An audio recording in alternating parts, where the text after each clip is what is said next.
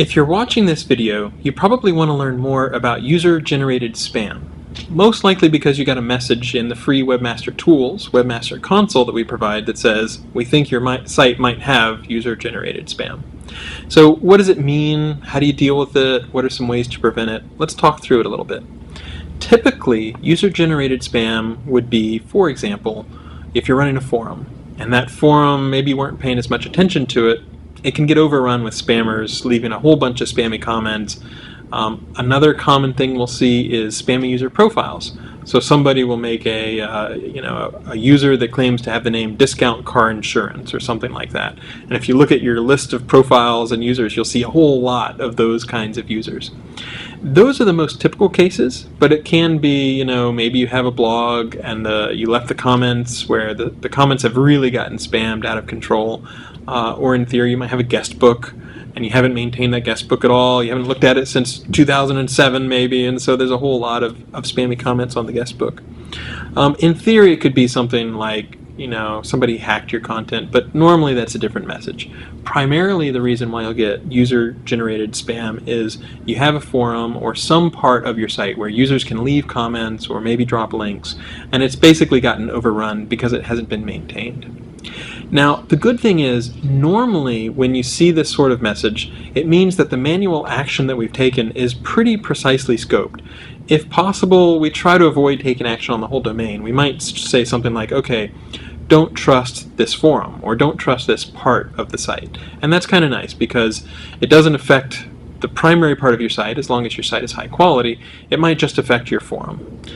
So that's how we try to do it, unless we see so many different parts of the site that have been defaced or that have been overrun that we end up taking action on the entire site. So a simple example might be, maybe you're a basketball fan. So you have a forum about the Kentucky Wildcats, and you set it up a few years ago and you haven't gone back to check that often, and you come back and you realize there's all kinds of bad content there. People who are just dropping spammy links one after the other. So what should you do if you get this message? Well, first and foremost, clean it up. You might look at new users that have been created. You might try to make sure that any of those who are spammy, you just go ahead and kick them out of your system. Any threads or parts of your forum that are basically spammy, just go ahead and delete those threads. So more or less try to renovate or clean up or rejuvenate your site so that people landing on your site just won't randomly be landing on a spammy page anymore. I would recommend doing site searches, so you can do site : your search, your domain, and you can search for the PPC, the porn, the pills, the casinos, all the sorts of things that people would normally complain about or that you'd see spam for. So that's a good way to clean it up. Then you want to ask yourself, how do I keep the spammers from coming back? And so you want to do a little bit of preventive maintenance. Some of the things that I would recommend are trying to put a CAPTCHA on your system. Now be aware that a lot of forums use very simple CAPTCHAs, and some software, that is used for spamming can actually solve a few of those CAPTCHAs. So you might consider using, I think Google has reCAPTCHA. There's other various CAPTCHAs. There's even a kitten CAPTCHA. Basically, you want it to be something that takes a real person a little bit of time to solve, that you can't just automatically solve using OCR or something like that. You might also consider turning comment moderation on so that people can't get that immediate gratification of leaving a spam comment and immediately getting a link.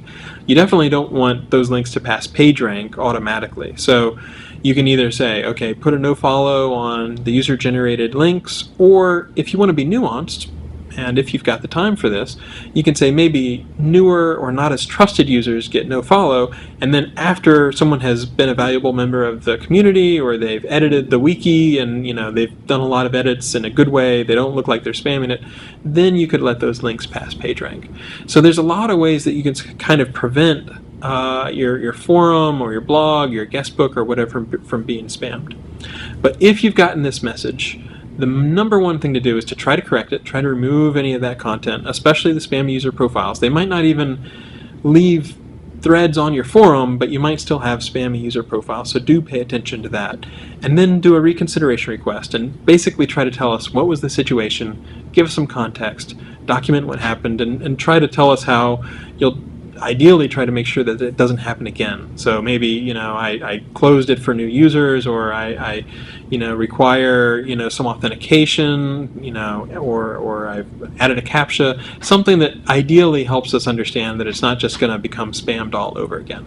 So that's the basics. It's normally some work to do, but it's not like, you know, a huge amount of work, in that normally it's the newer sort of stuff, it's the stuff that's happened recently, and you can usually tell because it's not as if the spammers are all that subtle.